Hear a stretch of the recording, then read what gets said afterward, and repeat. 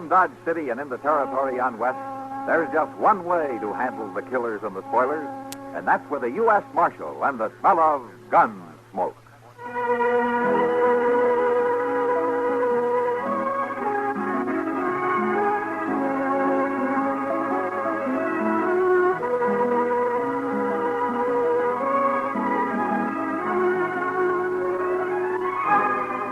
Gunsmoke, starring William Conrad, the story of the violence that moved west with young America, and the story of a man who moved with it. I'm that man, Matt Dillon, United States Marshal. The first man they look for and the last they want to meet. It's a chancy job, and it makes a man watchful and a little lonely.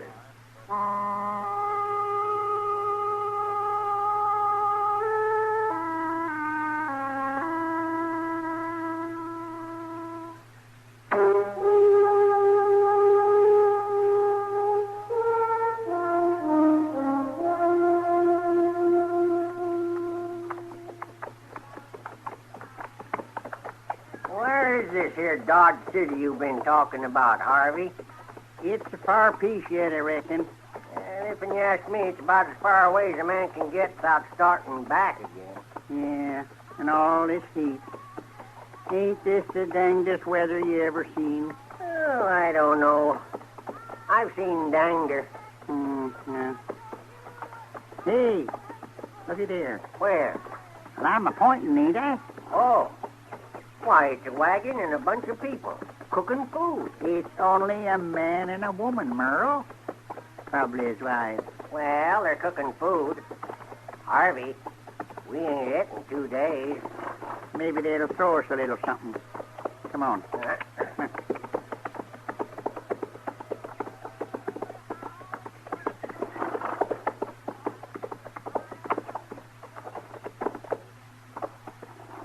Hello, people. Hello. Get down. Step over.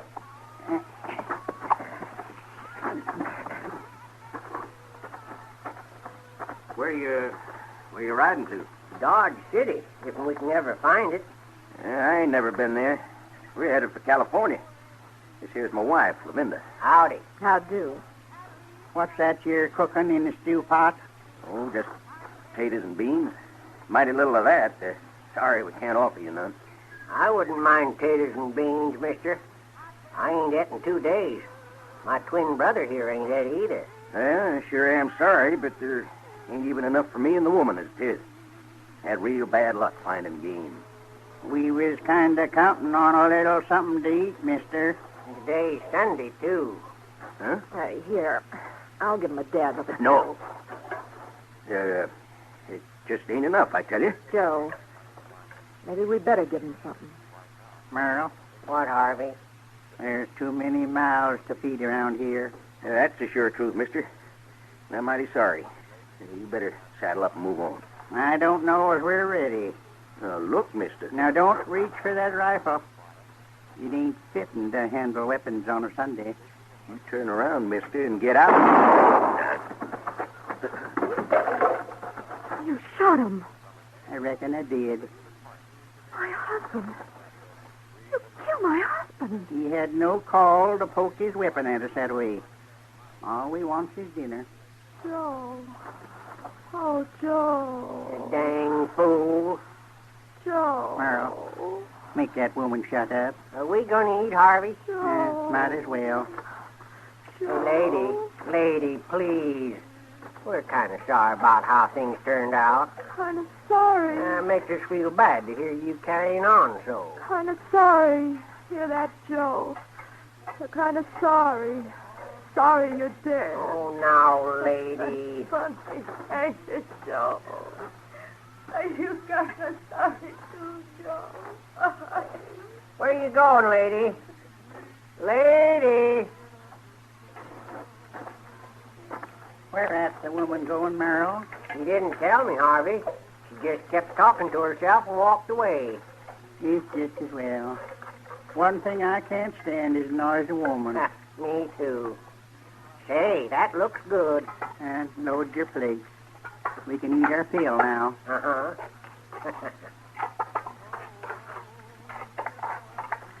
mushrooms. It ain't half bad. Say, we got to do something about that team of horses tied up out over there. Now, Merle, we ain't going to thieve 'em. Oh, never did hold for stealing, remember? Oh, I wouldn't steal nothing, Harvey. You know that. But we can't leave them poor beasts tied up. It'd be downright cruel. Well, then turn them loose. I don't reckon these people will need 'em anymore anyhow. Give me another bunch of that stew, Harvey. It's mighty tasty.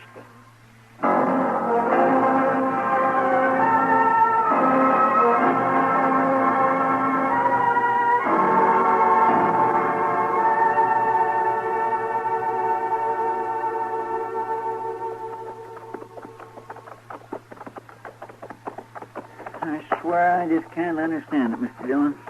What in the world was she doing way out there? I don't know, Chester. Poor little thing. All alone like she was. What you reckon killed her? Thirst, I imagine. No one could last long this far out on the prairie without water. Awful hard to die like that, ain't it? All alone, I mean. Yeah. Well, I sure am glad we fixed that little marker for her grave, though. Somehow it kindly helps, don't it? Yeah, it does.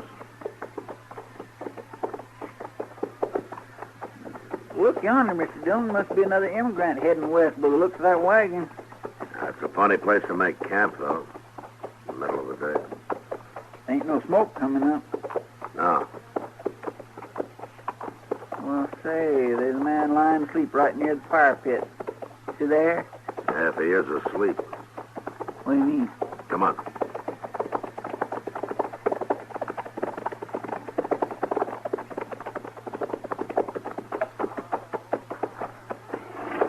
Why, he's dead, Mr. Dillon. You reckon it was Indians? I don't know, but at least he's not scalped.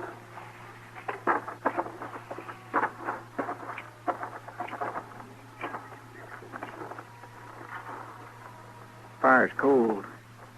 It looks like there was a bunch of people eating here. On the pans and that stew pot. And there's something else. What? This apron.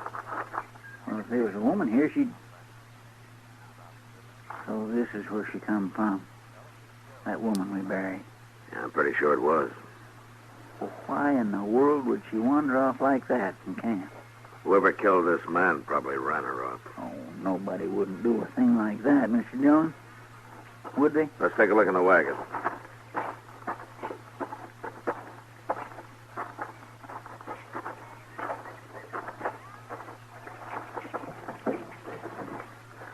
Don't look like they had nothing worth stealing, does it?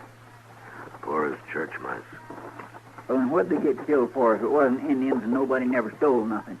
Chester, who killed these people or why is beyond me. It sure don't make sense, does it? No, none at all. Well, I guess the only thing we can do now is get him buried. Yes, sir.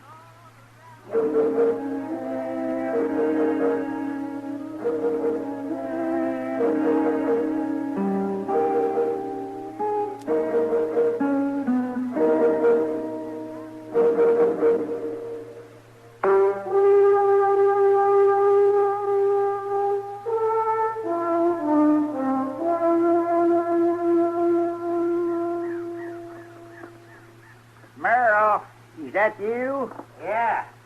What you want, Harvey? Where you been at? Oh, I was out cutting the jagged wood for the fire. Why? And took you long enough. I don't want to have to go back for more in the dark, Harvey. Don't you like this camp, Merle? Oh, it's a tolerable fair camp. Why? Oh! Well, what's that? A man on a horse. But I've had my eye on him some little while. Good thing.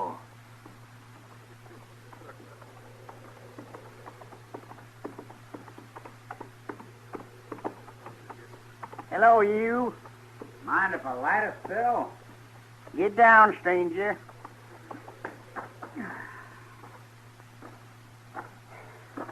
Bud Grant. Well, our name is Finney. Harvey and Merle Finney. We're twins. Where you headed for, cowboy? Dodge. By golly, we've been trying to find Dodge for days and days. Where is it at, anyways?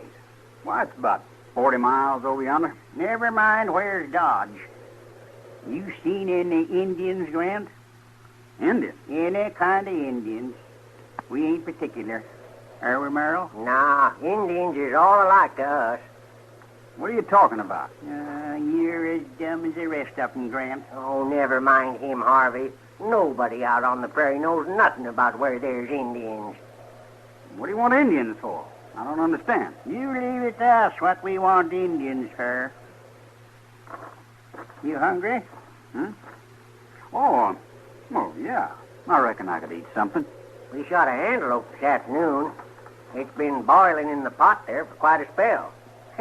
Be ready for long. Well, that's mighty good of you. Sit down, Grant. I'll get me a knife and poke around the pot some. Meat might be done already. I better see to my horse first. Oh, I'll stake him out for you, Grant. You're probably plumb tuckered out riding all day. Just pour yourself some coffee. Oh, thank you. I sure ain't used to hospitality like this. Being Sunday, we ain't hardly done a thing all day, Grant. That's right. I plumb forgot about Sunday. Man ought to rest one day a week, huh? Our pa always said so. He must have been a right religious man, your pa. Yep. Sundays he was always sleeping off a drunk.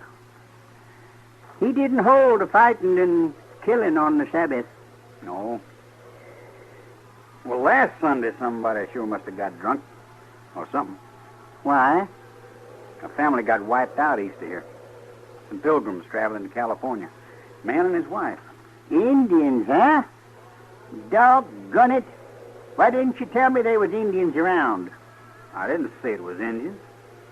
Fact is, I heard they wasn't scalped or nothing. Oh. I declare, you can be plumb disappointing. And all I said was it must have been somebody drunk or crazy. Are you saying it was us done it? Me and Merle? No, look here, man. I didn't say nothing like that. Well, it was. What? You did it? You killed him? Only killed the man. Woman run off. Must have died. You're crazy. You knowed it all along, didn't you? That's why you come here. No, that ain't true. I didn't know anything. Look at me, boy. What's the matter, Harvey? Got shot in his belly. It's a killing him. You done it? Well, I had to, Merle. He found out we killed that feller last week. Don't know how he figured it, but he knowed too much. Got to talking real loose. I wish you'd told me, Harvey. Now I got his horse staked out and everything. Well, go turn him loose. Supper's about ready. All right. But don't you start eating before I get back. I won't.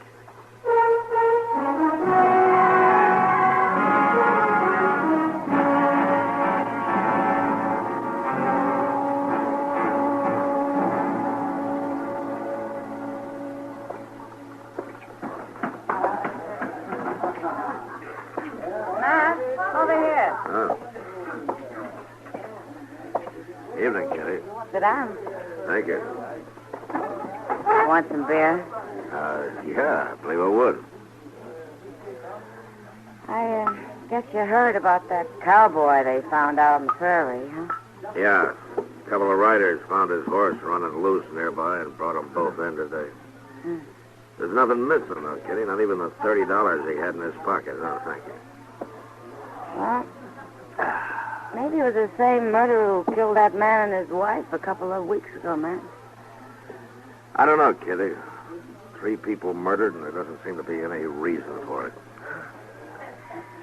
Well, it doesn't leave you much to go on, does it? No, it sure doesn't. Marshal Dillon. What? We want to talk to you. Sit down, Merle. All right, Harvey. My name is Harvey Finney. My twin brother's name is Merle Finney. Nobody in this town knows nothing, Marshal. Well, I bet you two could teach him a lot. Look at her. I sure ain't never going to get married. You old ape. What do you men want, anyway? Indians. We can't find no Indians nowhere, Marshal. Nowhere at all. What are you going to do, join him? No, we ain't going to join them. We're going to kill them. We come west to kill Indians, Marshal. You got to help us find some. Nobody else will. Uh-huh. Oh, maybe they got a reason not to, mister. Just 'cause they're dumb. No, just because maybe they don't want a pair like you to stir up an Indian war. I don't know what your reasons are, but I'm telling you to forget about killing Indians and go on back home where you belong.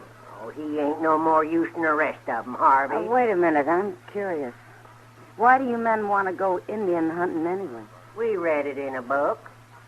You what? Now, that's a lie, Merle. You know Pa never did hold with lying. Well, all right. We can't read, but a fella back home, he told us about this book. It was all about Indians murdering white men, scalping them and everything like that. So you came out here to murder Indians, is that it? Oh. Come on, Merle.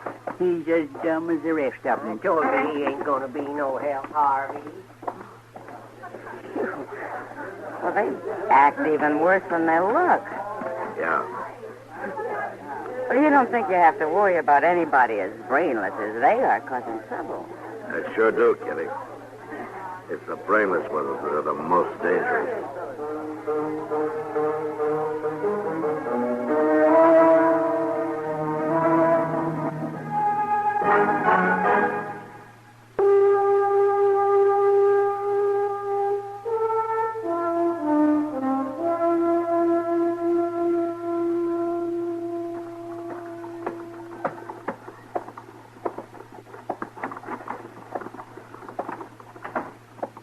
Matt. What? Matt, where are you? Oh.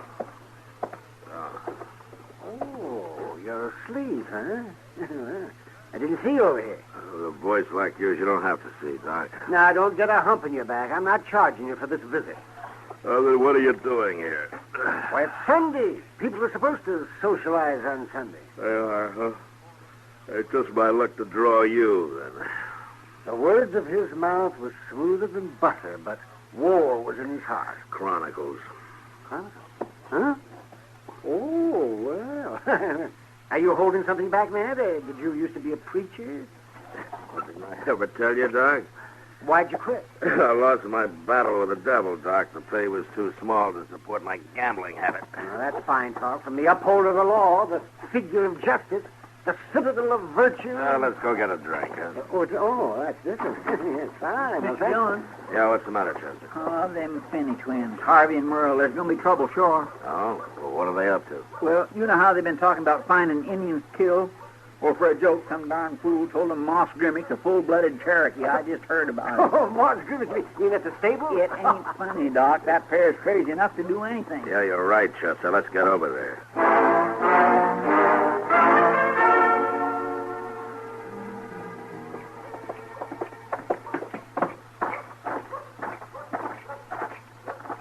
Stable door's closed, Mr. Dillon. Maybe they ain't even here. We'll have a look anyway.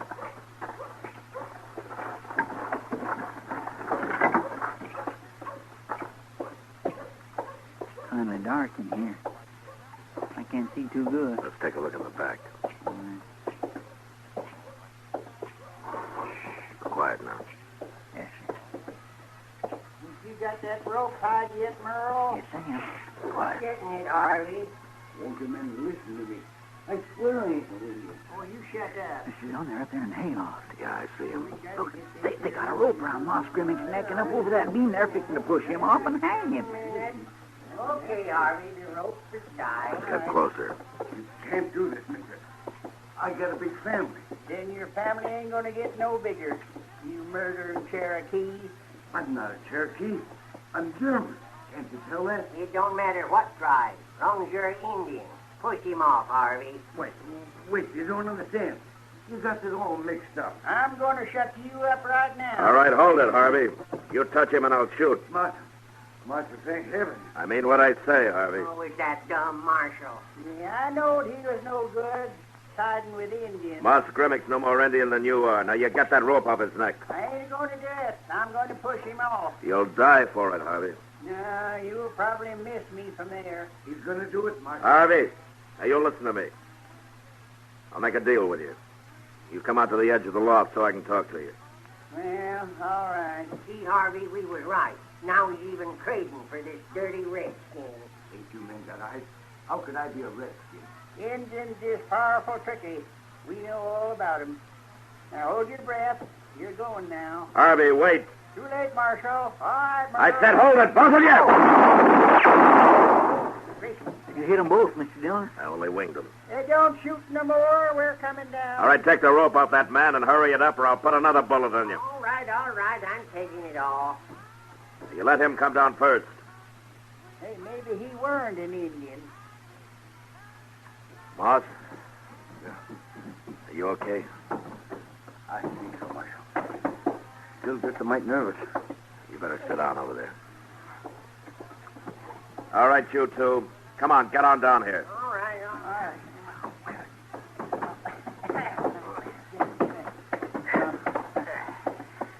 Oh, they ain't hurt so bad. He busted my arm. Got me in the shoulder. Doc will fix you up. In jail. We're going to jail?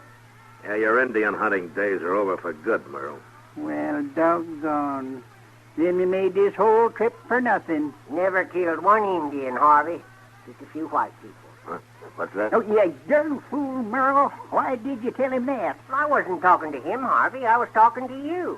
You're the men who shot those immigrants, huh? Well, Merle done told you. No use denying it now. And that cowboy.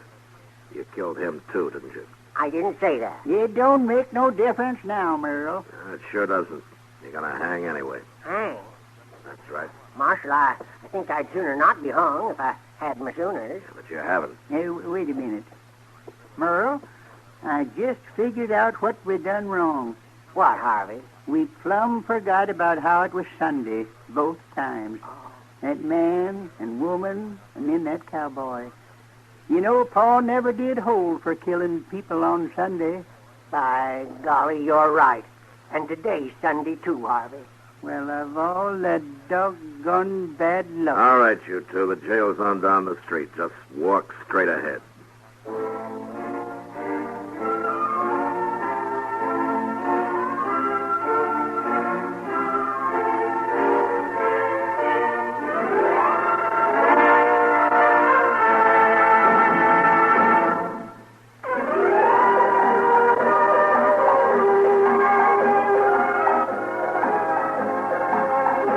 Gunsmoke. Produced and directed by Norman McDonald, stars William Conrad as Matt Dillon, U.S. Marshal. The story was specially written for Gunsmoke by John Meston. Featured in the cast were Joseph Kearns, Ralph Moody, Jack Moyles, James Nusser, Gene Bates, and Sam Edwards. Harley Bear is Chester, Howard McNear is Doc, and Georgia Ellis is Kitty. This is George Walsh inviting you to join us again next week for another story on Gunsmoke.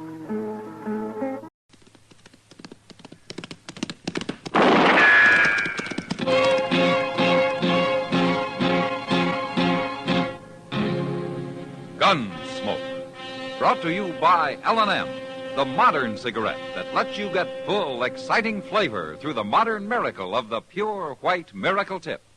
Live modern. Smoke L&M.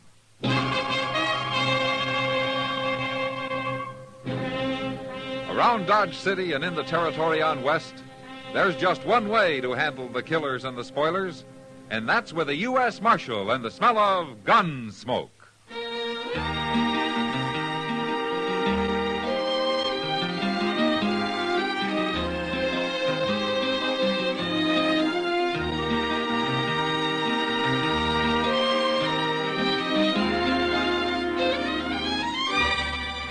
Gunsmoke, starring William Conrad. The transcribed story of the violence that moved west with young America. And the story of a man who moved with it. I'm that man. Matt Dillon, United States Marshal.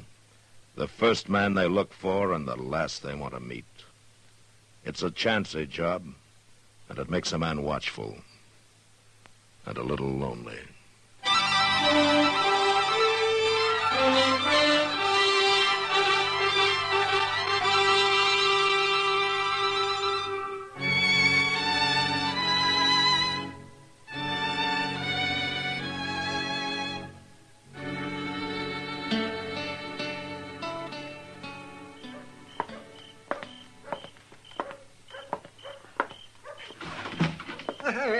Good evening, Matt. Hello, Doc. I've been waiting for you. I'm all set up. Ah, well, might as well put away that cribbage board.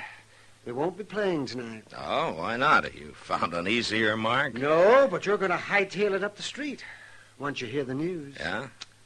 Matt, Belle's back. Belle? Belle who? Belle who? Belle Ainsley, that's who. You got a mighty short memory for a man who used to eat dinner out at her place 2 and 3 times a week. Well, she was a good cook, that's all. Besides, that was 3 years ago. Oh, Matt, you know doggone well you... Why don't you forget it, Doc? Is Jess Kreider with her? No, she's come back alone. Well, that's too bad. Too bad? Why? Just Kreider's no good. That's just why. He was wanted 3 years ago when he left here with her, and he's wanted even more now. Here, take a look at this bulletin from Wichita. Hold up at the Stockman State Bank, wounding 2 bank guards. Santa Fe, 3 counts of highway robbery. Lordsburg, hold up at the Butterfield stage, driver killed. All right, so Jess Kreider's a thieving killer. Everybody knows that. Well, that's why I'd like to see him come back. Mr. Dillon? Yeah, what is it, Chester? Guess who is back, Mr. Dillon? I already know, Chester. Yeah, but that ain't all. Chester, if one more person comes in here and tells me about Belle Ainsley, so help me out. You're what, Matt? Belle. She was right outside, I was going to say. Well, come on. Come on, Chester, and I'll buy you a beer. Well, Gosh. Well, I'll see you later, Mr. Dillon.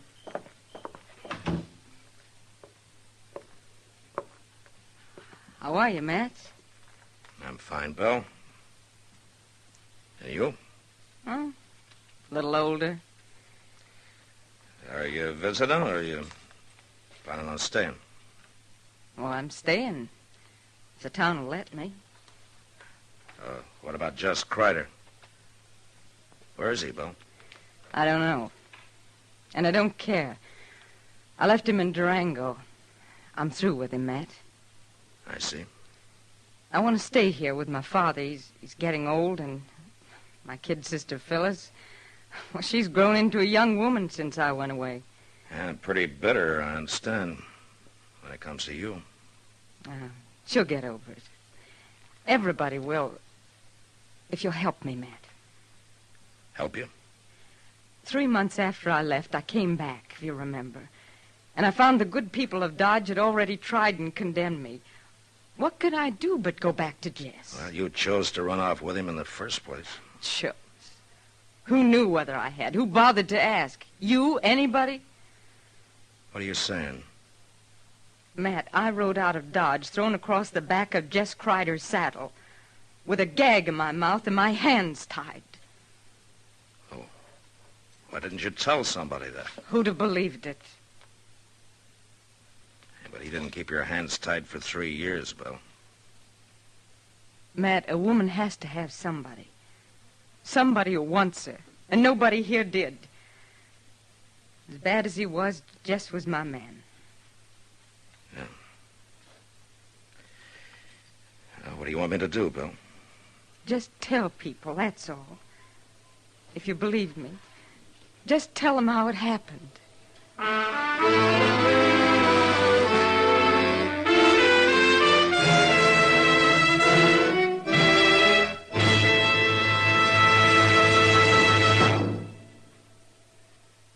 Why don't you live modern? Live modern. Live modern. Change to L&M. Only with L&M can you enjoy the full, exciting flavor of today's finest tobaccos through the modern miracle of the L&M Miracle Tip. Through the pure white miracle tip, L&M tastes richer, smokes cleaner, draws easier. No other cigarette, plain or filter, gives you all the flavor you want. The rich, exciting flavor you get only from L&M. So light up, free up. Let your taste come alive. Live modern. Smoke L&M. Make today your big red letter day and start to live the modern way. Live, live, live modern. Get L&M today.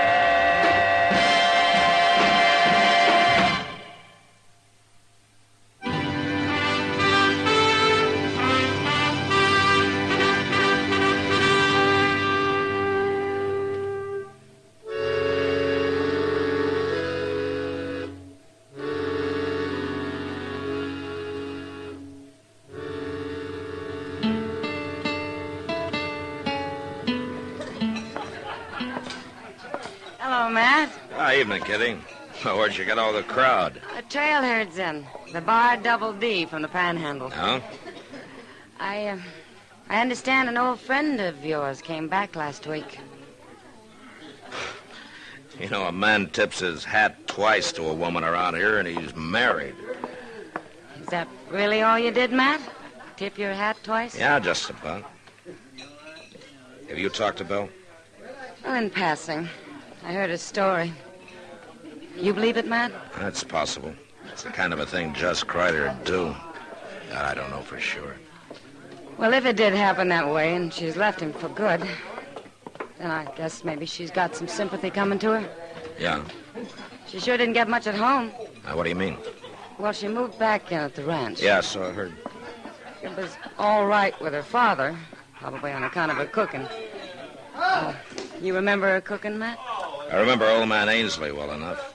He worked both those girls half to death. Well, anyway, I guess her sister really raised Cain. Well, I figured that'd happen. She's hated Belle ever since the night she ran away with Kreider was taken away. But I didn't think she'd carry it so far. Now, what do you mean? Phyllis left the ranch yesterday and moved into town, Matt. She's got a room over at the Dodge House. What? Uh-huh. A 15-year-old kid living here alone? Yeah, I know. I'll go see her and talk to her, Kitty. But I don't think it'll do any good.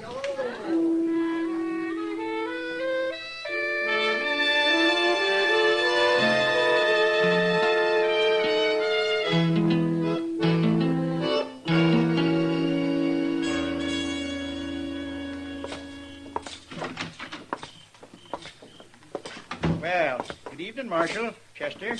How are you, Dovey? Some of my guests been kicking up their heels, have they? Dovey, I understand that the youngest Ainsley girl, Phyllis, took a room here yesterday. Is that right? Yeah, she certainly did. Wanted to get away from that environment, I reckon. I can't say I blame her, Marshal. I know if my sister'd been cavorting around for 3 years with a cutthroat like Jess Kreider, Dovey, would you mind telling the girl that I'd like to talk to her? Well, I can't very well do that, Marshal. Oh, why not? Because she up and left this evening. What? Yep. I've already let the room to somebody else. She said she was leaving the country and wasn't coming back. Leaving the country?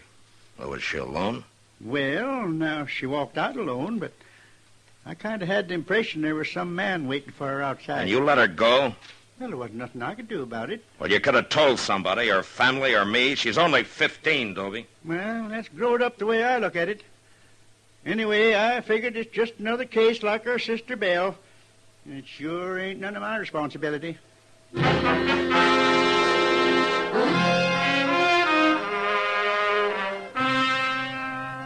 Chester and I saddled up and rode out to the Ainsley Ranch, or a homestead it was, actually.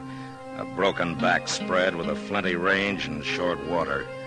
When we got there, we sat and talked with Belle and her father, all polite and formal-like, and nobody saying much of what they meant. Chester kept looking at me funny because I didn't mention young Phyllis, but I'd decided against that 2 minutes after we walked in. And I still hadn't said anything when we left. Belle came out into the yard with us. It was nice of you to ride out, Matt and Chester. Well, Nobody else from town's even been near the place. Now, they're slow people to change, Belle. It takes them a while, I guess. They got to get over feeling kind of awkward around you, I guess. Well, it's not only the outsiders who feel awkward around me. Oh? Well, I guess you wondered where Phyllis was. She's moved out, Matt. She took a room in town. Well, she'll get over it. A girl can be pretty flighty at that age. I suppose so. Well, thanks for coming out. Sure. You ready to ride, Chester? Yes, sir. We'll see you again, Bill. I hope so. Good night, Matt. Good night, Chester. Good night. Mr. Dillon, you didn't say one word about Phyllis. Wait a minute, Chester. We're going to ride away from here now, but we're coming back later tonight. What? Didn't you notice how they acted? Old man Ainsley was scared to death, and Belle was jumpy as a young colt. Well, I did notice that, but... Belle didn't come back home alone, Chester. Just Kreider's around somewhere.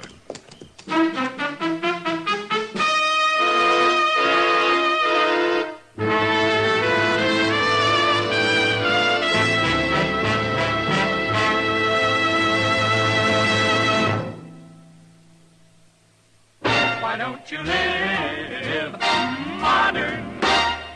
Live modern. Live modern. Change to L&M. Yes, live modern. Smoke modern. Smoke L&M. Enjoy a modern cigarette. L&M gives you the full, exciting flavor of today's finest tobaccos. No other cigarette, plain or filter, gives you the flavor you get through the modern miracle of the L&M Miracle Tip. Through the pure white Miracle Tip, L&M tastes richer, smokes cleaner, draws easier. So light up, free up, let your taste come alive. Live modern. Smoke L&M. Make today your big red letter day and start to live the modern way. Live modern. Get L&M today.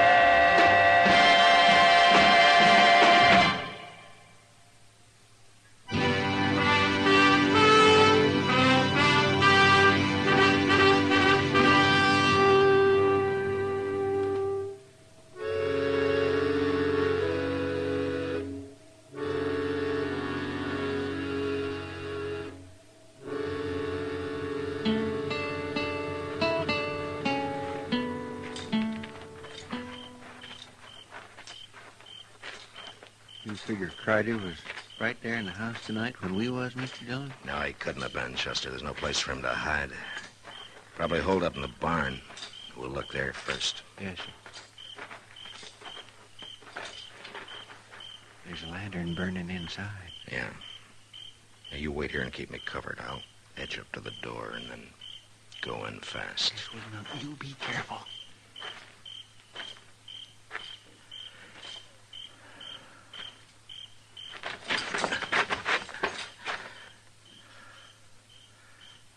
Kreider?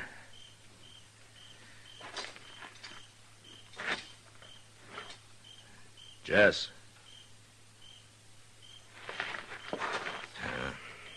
Come on in, Chester. He ain't here? No, but he has been. You see that blanket on that straw there? It's made up for a bed. Well, maybe he's up at the house now. I don't think so. The only horse in here is that old Spavin mare Ainsley uses on the buckboard. Just Kreider'd have the best mount he could lay his hands on. Maybe the two of them got spooked up and made a run for it. Well, maybe, but I don't think so. Get your hands up, Matt. Well, You too, Chester. oh, Jess? Jess? Forget it, Bill. He's too far away by now to hear you. What are you talking about? Well, take a look around. Didn't you have a couple of horses in here? Sure we did. Now, don't move. Either one of you. They're gone. Jess! Jess! You might as well save your breath, Bill. He took both saddles and the packs. You know where he went? Well, I can guess. Where? When's the last time you saw him this evening? Just before dark. I brought him out some coffee, and he said he was going to try to sleep. Matt, where'd he go? Tell me. There's not much point in holding a gun on us. Not now. Stay back, Matt. Let's have it, Bill. No. Thanks. well, now, a man can breathe a mite easier without that thing staring him in the face. What's happened to Jess? Tell me. What do you care? You've left him, haven't you? You said you had. Oh, I only came and told you that so you wouldn't get suspicious. Jess caught a bullet in that hold-up at Elko. It was bothering him some, and we had to find a place to stay for a while. So you brought him home to the family, huh? And in less than a week, your kid's sister ran away from home. She didn't run away. I sent her into town. And why? What's the difference why? Because Jess was bothering her, is that it? What are you saying? He's always been known for it, Belle. Was that the reason? All right, that was the reason. She's my sister, Matt. And she's only 15. And Jess is your man, huh? Isn't that what you told me when you came to my office? Sure, that's what I told you, but never mind that now. I want to know what's happened to Jess. The same thing that happened to Phyllis, I guess. She checked out of the Dodge house this evening, Belle. She said she was leaving the country for good. What? A man was waiting for her outside. And Jess Kreider left here with 2 horses. Get him, Matt. Go after him and get him. You know where he might be. Of course I know. I know everything about him. I've had 3 years to learn, haven't I? All right, then where is he? He'll only ride at night. He'll stop at sunup. There's an abandoned shack about a mile west of where Little Deer Creek runs into the Arkansas. Yeah, I know the place. Well, that's where he'll be. We've used it before. We stopped there on our way in. All right, Bill. That business about your hands being tied, being thrown across the back of Kreider's saddle. That part was true, Matt. All right, Bill. Come on, Chester, let's ride.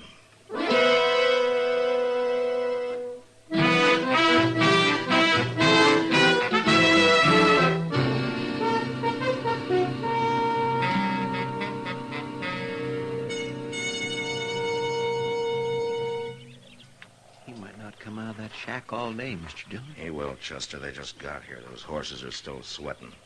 He won't leave them standing there saddled for long. It wouldn't be too hard a chore to slip up through that plum thicket there at the back. No. If he fights, I don't want the girl in it. We just wait till he comes out. Doggone if I can understand women at all, Mr. Dillon. I've had the same trouble myself a time or two, Chester. But why would that nice young girl want to go running off with a murdering outlaw like Jess Kreider? Maybe it's more a matter of hitting back at her sister. She's let her hate for Belle build up till it's driven her half crazy, I guess. Somebody's coming out. It's him. Yeah. Easy now. We'll just let him get clear of the cabin. You stay down now. All right, hold it, Kreider. You're under arrest. He's going for his gun. Have it your way.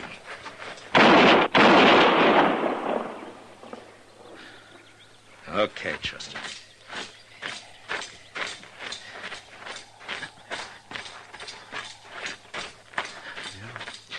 It looks like maybe he got out of hanging. Yeah. You killed him! Marshal, you killed him! Why? Do you know what you've done? I know, Phyllis. Oh, no, you don't. Yes, I do. I've kept you from making an even bigger fool of yourself than you already have. Oh, what are you saying? I love him. We were going to be married. Well, we were. Phyllis, you better go home and talk to Belle about that. Oh, Bill, I'll never say a word to her again as long as I live. Now, you listen to me, Phyllis. You got to get rid of that hate of yours. If you don't, it's going to ruin your life for good.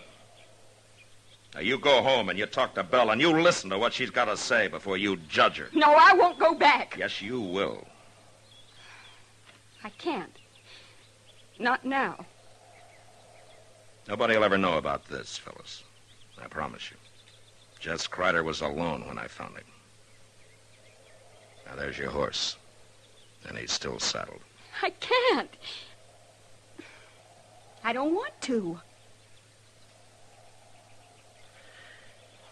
I know what you need, young lady. You see that plum bush over there? Well, I'm going to cut me a switch off of that, and if you're not out of here in 1 minute, Oh, you wouldn't. Oh, I wouldn't, huh? Well, you just watch me.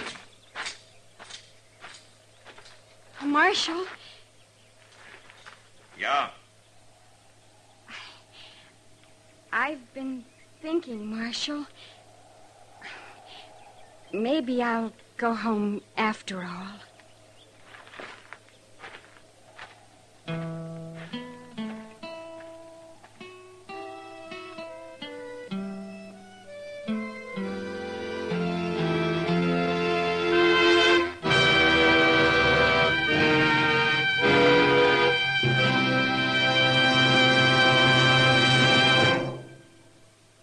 In a moment, our star, William Conrad. Learn more now, earn more later. That's a motto CBS Radio wishes every college student would paste inside his or her wallet. A lot of those collegiate wallets are a good deal fatter than usual these days, thanks to summertime jobs. And as a result, quite a few young men and women are finding themselves tempted to forget about school this fall and keep on with that job. This isn't such a smart idea as it may seem. It's a plain and simple fact that dropouts from college are less likely to find and keep better-paying jobs. Quit school before you've finished, and you're not only cutting down on your chances for a really good job, you're also throwing away thousands of dollars of possible future income. Finish college, get all the education possible, and your lifetime income is many thousands of dollars higher. America needs well-educated young men and women, and the rewards are sure. So if you're wavering now that school's about to open, don't decide against your future. Go back. And remember, learn more now, earn more later. And now, William Conrad. You know, when men on the frontier were able to prove up some good land, they were usually content. But next week, after building a prosperous ranch, two lifelong friends nearly lose everything, even their lives, because of some side meat and hominy grits. And that was the West. Gunsmoke. Produced and directed by Norman McDonald, stars William Conrad as Matt Dillon, U.S. Marshal. The script was specially written for Gunsmoke by Les Crutchfield, with editorial supervision by John Meston. The music was composed and conducted by Rex Corey. Sound patterns by Ray Kemper and Bill James. Featured in the cast were Virginia Christine, Ralph Moody, and Sammy Hill. Parley Bear is Chester, Howard McNear is Doc, and Georgia Ellis is Kitty. Join us again next week for another specially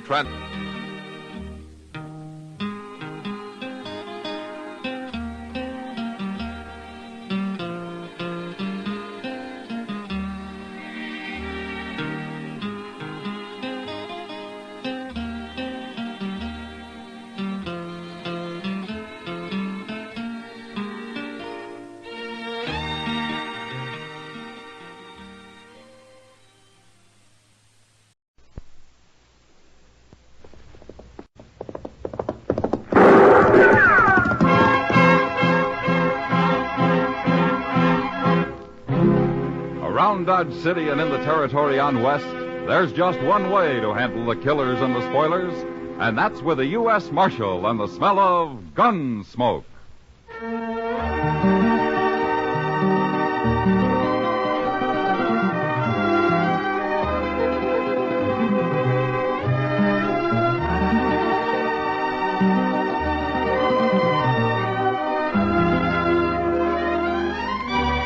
Gunsmoke, starring William Conrad.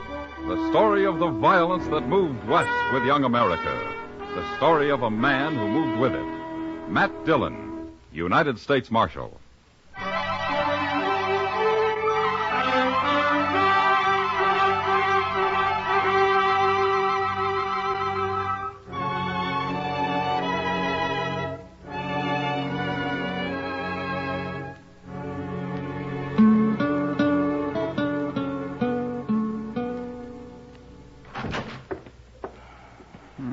Where in the world could he be?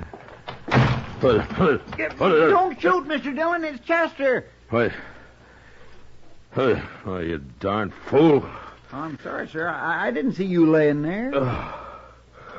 You're slamming doors. You always do that? Who'd you think it was? Is there somebody after you? There could be, Chester. A lot of people. Yo, what do you got there? A telegram. I happened to be passing by the depot and they gave it to me. Here. Oh, you read it. I haven't got my eyes on it. All right. My, it's from Washington, Mr. Dillon, from the government. Well, then they still know where I am, anyway. Well, yes, sir. It's addressed to you. Well, read it, Chester. All right. It says, proceed to Fort Larned and receive return prisoner from Colonel Bloor. Stop. You will hold in Dodge until arrival of Roger Phillips of Boston. Stop. Signed, C.J. Calvert, War Department. What's it mean? Well, as usual, it doesn't explain much, Chester. But Fort Larned is a 55-mile ride from here. I got to go over and pick up some prisoner and then ride 55 miles back to Dodge with him. Yes, but what for, Mr. Dillon? I don't know, Chester. Maybe that man from Boston can explain it when he gets here. That colonel at Fort Larned must know. Oh, you might. Can I go with you? All right. We'll start in the morning at daylight.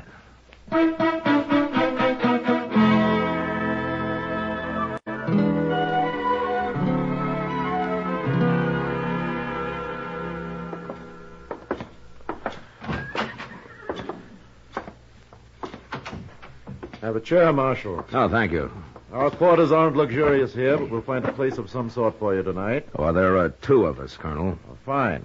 And when will you want to start back to Dodge? Tomorrow, if the prisoner's ready. Prisoner?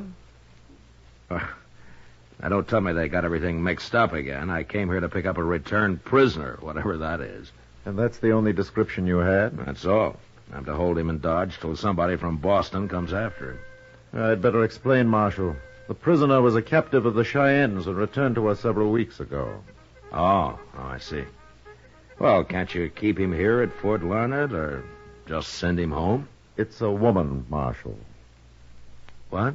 Mrs. Phillips. And the man who's coming out from Boston for her is her husband. It'll take him several weeks, so it was thought best that Mrs. Phillips should be in Dodge. I never heard of sending a woman to Dodge for her to be better off. But I'll take her there, and that's what they want. Where'd you find her, anyway? Well, perhaps I should tell you the whole story. Mrs. Phillips was captured while traveling to join her husband in Denver 10 years ago. 10 years? That's a long time for a woman to live with Indians. Yes, it is. Her stage was attacked by the Cheyennes, and everyone but her was killed. Yeah. Well, how'd you get hold of her? She won't talk much, Marshal, but evidently she managed to escape. You see, we were chasing a band of Cheyennes led by Chief Blackhorn a few weeks back, and we ran into Mrs. Phillips and a girl out on the prairie. A girl? A Cheyenne, not a white girl. Now, that's strange. But anyway, what are you going to do with the girl, Colonel? It's all been decided in Washington. She's to go on to a reservation. Oh, well, good. Then I don't have to worry about her. Well, I'm afraid, Marshal, it's going to take a little time. Huh? What do you mean? Mrs. Phillips absolutely refuses to be separated from her. But right now I have to take them both to Dodge, huh? I'm afraid so. I'll send for the girl when Mrs. Phillips goes home. How old's the girl, Colonel? Perhaps somewhere between 8 and 12. Well, I suppose I'll meet him at supper. I don't think so. She insists on eating alone with the girl. Oh, and by the way, they're both still in Indian dress. You'll have to do something about that in Dodge. Colonel, do you have a bottle of good whiskey hidden in that desk? Of course I have, Marshal. But don't worry. I'm sure everything will go smoothly. Sure.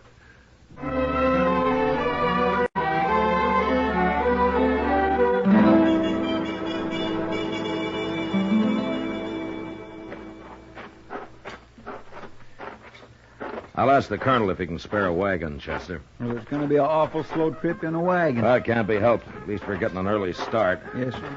Hey, by golly, there's the colonel. Soldiers always get up early, Chester. That would keep me out of the Army all by itself. Well, good morning, Colonel. Good morning, Marshal. Chester. Good morning, sir. Mrs. Phillips is waiting inside, Marshal. Shall we go in? Oh, well, you better stay here, Chester. Yes, sir.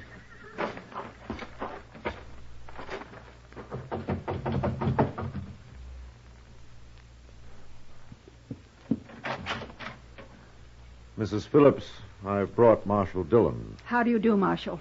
Ma'am? Come in, gentlemen.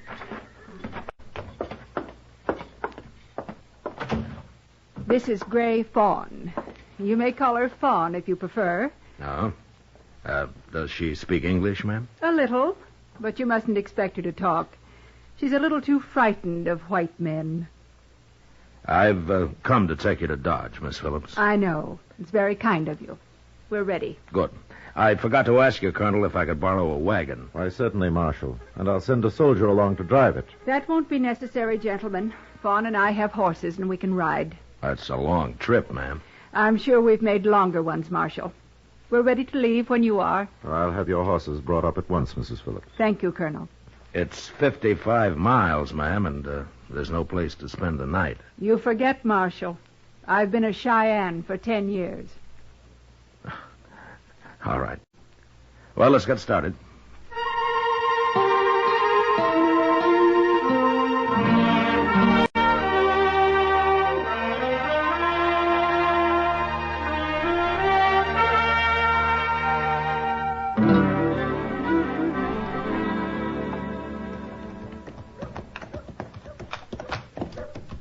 I swear, Miss Phillips, I don't think you and Fawn are half as tired as I am. Chief Blackhorn insisted the women ride almost as much as the men, Chester.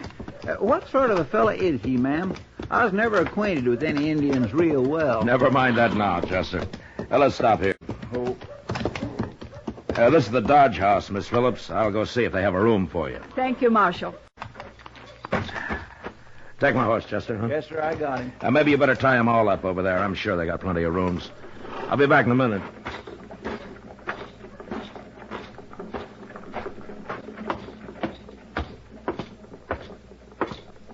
Good evening, Hank. Hello, Marshal. Where you been? I got a couple of women outside, Hank. They'll want a room here for maybe, 2 weeks. And so? Sure, Marshal, sure. I need some guests in this place. 2 weeks. That's fine. Give them your best room. They've come a long way. Certainly, certainly. You just bring them right in. Chester. Yes, sir? It's okay. Come on in. Where are they from, Marshal? Well, it's a long story, Hank. And, don't ask them. Okay. Well, I'll be. Is this them? This is Hank Reisling, Miss Phillips. Mrs. Phillips? I'll get you some different clothes tomorrow, ma'am. That's all right, Marshal. You really a white woman? Yeah, of course she is. What about the girl? The girl's Cheyenne, but she's staying with Miss Phillips. No, not here she ain't. Now listen to me, Hank. Miss Phillips has been a captive of the Cheyennes for 10 years. She got away and brought this girl with her, and they're tired, and they want a room. Never mind, Marshal. It doesn't matter. The white lady can stay here, but I ain't taking in no filthy Indians. You should be ashamed. And by tomorrow, you'll have to get out of that costume yourself. Shut up, Hank. I ain't running no hotels for Indians. Or, come to think of it, even for them that looks like Indians. No! Come on, let's get out of here. I apologize for him, Miss Phillips. There'll only be trouble. I knew it. Now, I'll find a place for you. Don't worry. Chester? Go over there and get Kitty, huh? Tell her I want to see her right away. Yes, sir. It isn't going to work, Marshal. Now, ma'am, nobody's going to bother you. I promise you they won't. It's been so long. So much has happened. But you've escaped now. You're out of it. No, Marshal, I didn't escape. What? I couldn't have escaped. I was allowed to leave. And Fawn was allowed to go with me. I never heard of Indians doing that before. It was the chief, Blackhorn. But why? Well, you may not understand it. But after the first few years, after I adapted myself to the tribe and its ways, I was treated kindly. But even so, I knew I could never be happy with the Cheyennes away from my own people. And so Blackhorn just let you come back? Yes. I know it seems strange, but he's a strong man, Marshal. A very strong man. All right. But what about Fawn here? He must have known she'd end up on a reservation. No, never. Hello, Matt. Oh, Kitty, this is Miss Phillips. I know. Chester told me. I'm glad to meet you, Mrs. Phillips. Thank you, Kitty. I got a room for you and the girl. It's out back of the Texas Trail. Belongs to a friend of mine. She'll move in with me while you need it. Well, that's very kind of you. And her. Well, I was never caught by the Indians, but I know what it's like to be a stranger in town. Come on, I'll show it to you, and then we can get something to eat. I hope I can repay you. Nonsense. Take the horses, will you, Chester? Yes, sir. Shall we go, Mrs. Phillips? Excuse me, Kitty. I want to say something to the marshal first. Sure. Here, Fawn, you take my hand. We'll walk on ahead. What is it, ma'am? A moment ago, you asked about Fawn. You said she'd go to a reservation. Well, that's what the colonel said. Fawn will stay with me. Always. Well, I guess you're pretty fond of her. Yes, I am. You see, Marshal, Fawn is my daughter.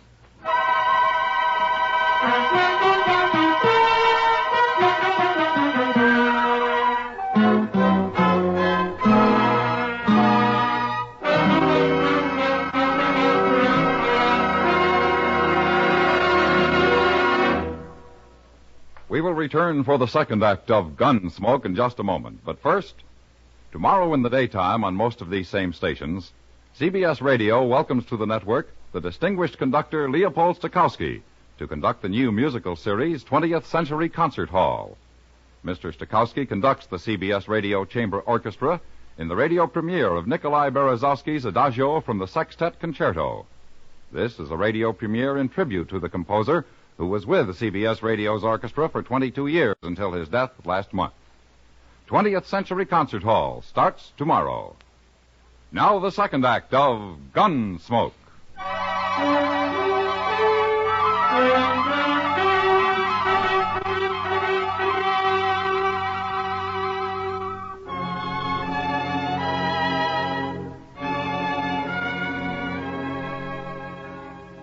It took a lot of courage for Miss Phillips to come back into the white man's world after 10 years among the Cheyennes, and to bring her daughter with her. I didn't tell anybody about it. I figured she'd talk for herself when the time came. A week passed, and while the people of Dodge regarded Miss Phillips as a curiosity, they didn't take to her treating the child as an equal. And so they avoided them both. Kitty looked after them, though, and I saw them whenever I could. But it was Doc they really impressed. I never saw such a pair, Matt. Why, well, they'll live to be 100, both of them. Well, they look healthy, all right. Ah, there are a couple of chairs, Doc. Let's sit a while, huh? Oh, yes. I swear if I wasn't so old, I'd go to live with the Indians myself. Don't think you'd like it, Doc.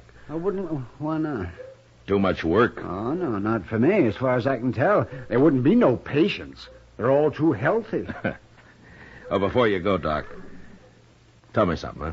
Huh? Do you, think the girl is as frightened as she was at first? Oh, she'll come out of it. Just give her time. This is quite a change for her. Yeah, it sure is. There's one thing about Fawn, though. What? She isn't pure Cheyenne. She isn't? You know as well as I do that she isn't. It makes sort of a problem for Miss Phillips, doesn't it, Doc? People just treat her worse if they knew the truth, Mac. Marshal Dillon. Hello. I'm Jeff Hunter. Well, what can I do for you? I'm on my way to California, Marshal, so I ain't going to cause trouble. Well, that's fine. I want to talk to that woman, Mrs. Phillips, you brought to Dodge. Oh? What for, Hunter? I'll tell her that, Marshal. I just thought maybe it'd be easier if you took me there. You can stay while I'm talking to her if you like. All right, Hunter. She lives back of the Texas Trail here. Come on, I'll show you the way. All right. I'll see you later, Doc. Sure, Matt.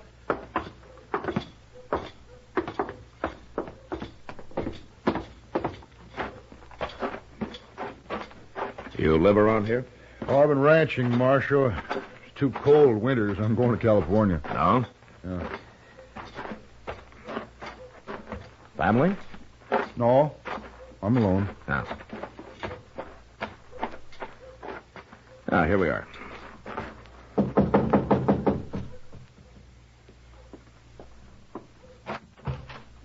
Come in, Marshal. Oh, both of you. Well, thank you, ma'am.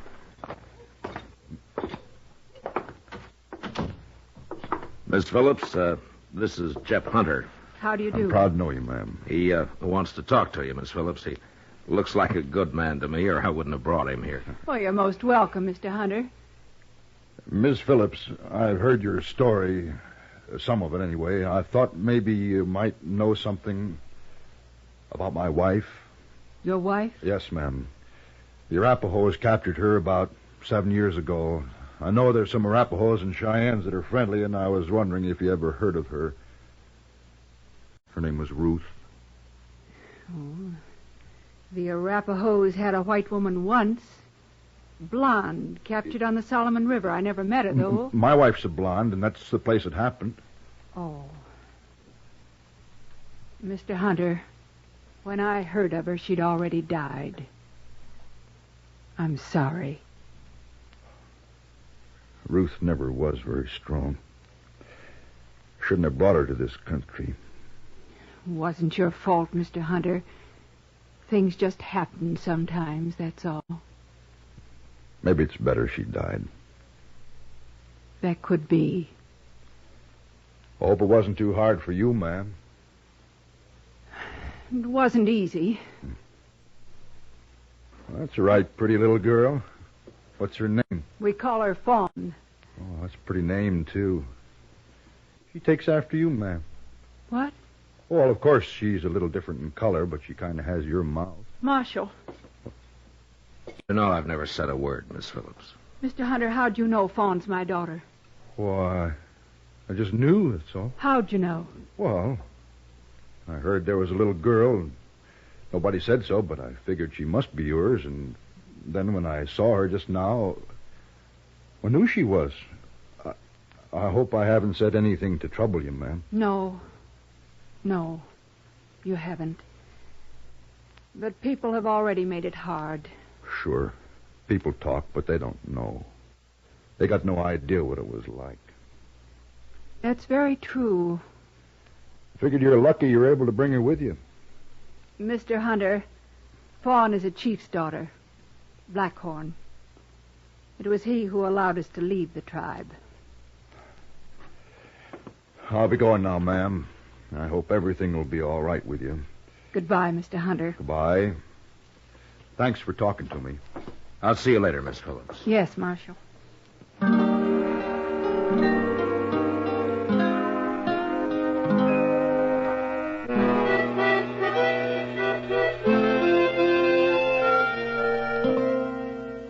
Jeff Hunter didn't leave Dodge right away. Kitty told me that he ran into Miss Phillips on the street the next day, and they had another conversation. Later, I heard he took her and the girl fishing. I figured he was good company for him, and no harm could come of it.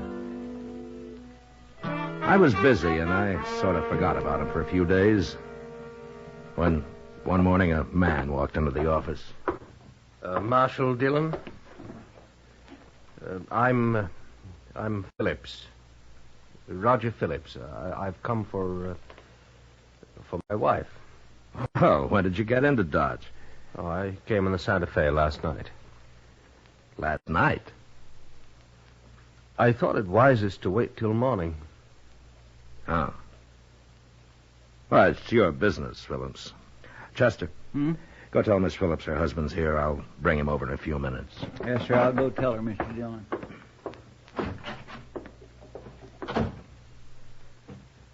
Well, this is my first trip west in many years. Ever since Mrs. Phillips was lost, in fact. Yeah. Are you staying? Staying? Oh, no. No, we'll go straight back to Boston. I much prefer it there. I see. Well, Miss Phillips is fine, although I have an idea you'll see some changes in her. I expect that.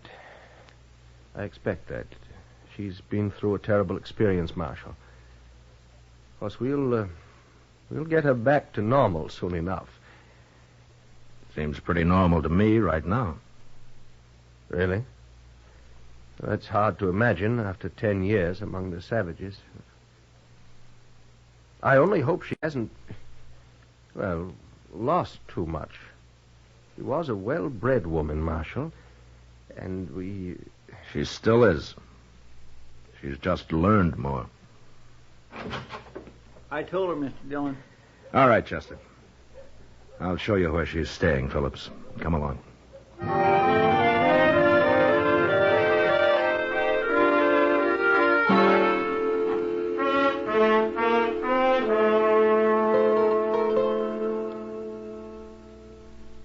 I sure didn't think much of him, did you, Mr. Dillon? Not much, Chester.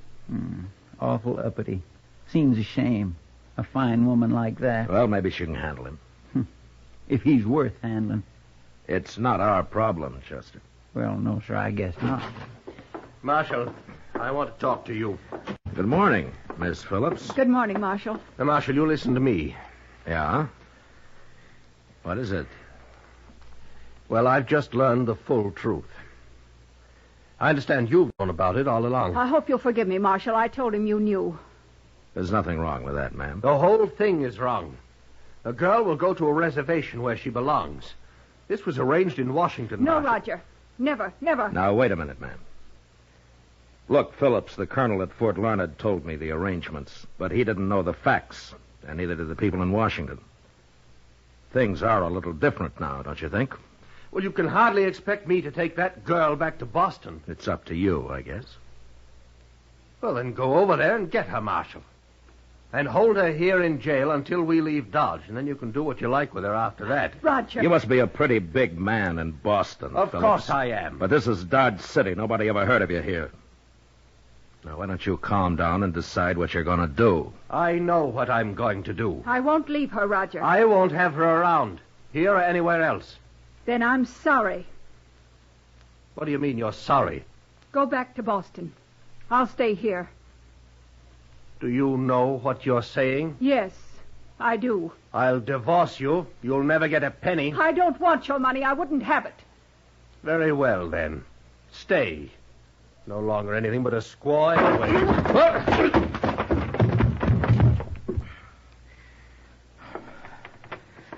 Chester? Yes, sir? There's a train east leaving soon. Throw him on it. Oh, I'll do it gladly, Mr. Dillon. Miss Phillips, go to your place and wait there for me, huh? I won't be long. All right, Marshal.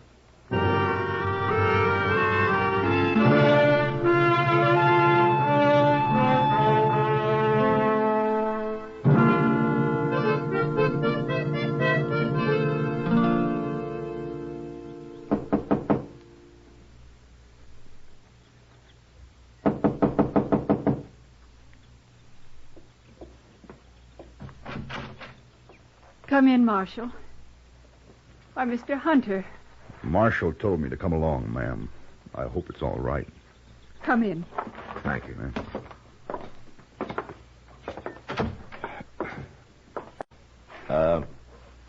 Miss Phillips, I told Hunter here that your husband arrived and that he's left. Yes. But I didn't tell him that he might still try to cause trouble about the girl. Could he? Well, Colonel Bloor's orders were to put her on a reservation. And it'd take a long time to change that through Washington. And Phillips knows it. What can I do, Marshal? Clear out where they can't find you. They'll all forget about it in time. That's a good idea, ma'am, if you don't mind my saying so. But how? I can't just ride back out onto the prairie with her. No. No, she can't. Can she? Hunter. Well, sure wouldn't be right.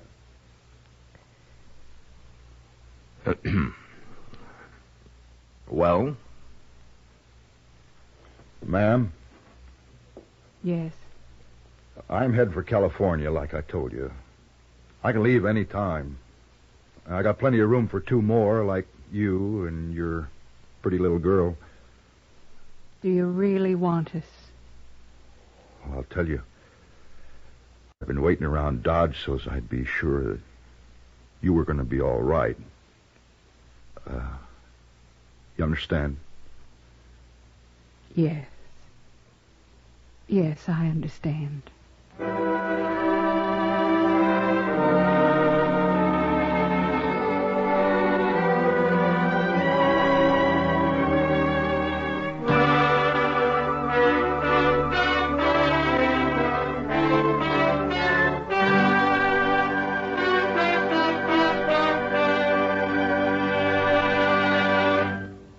Gunsmoke, under the direction of Norman Macdonnell, stars William Conrad as Matt Dillon, U.S. Marshal. Tonight's story was especially written for Gunsmoke by John Meston, with music composed and conducted by Rex Corey. Featured in the cast were Helen Cleve, John Daner, Edgar Barrier, Lawrence Dobkin, and Leo Curley. Parley Bear is Chester, Howard McNear is Doc, and Georgia Ellis is Kitty. And now an announcement of interest to many of our listeners. The theme for Gunsmoke is an original melody by our musical director, Rex Corey. It is called Old Trail and is available at your local music store, both in sheet music form and as a commercial record. Beginning next week, Gunsmoke will be heard at a new time over most of these same CBS radio stations. Remember, Gunsmoke at a new time beginning next week, so check your local newspaper for the time. Be sure to join us again next week as Matt Dillon, U.S. Marshal, fights to bring law and order out of the wild violence of the West in Gunsmoke.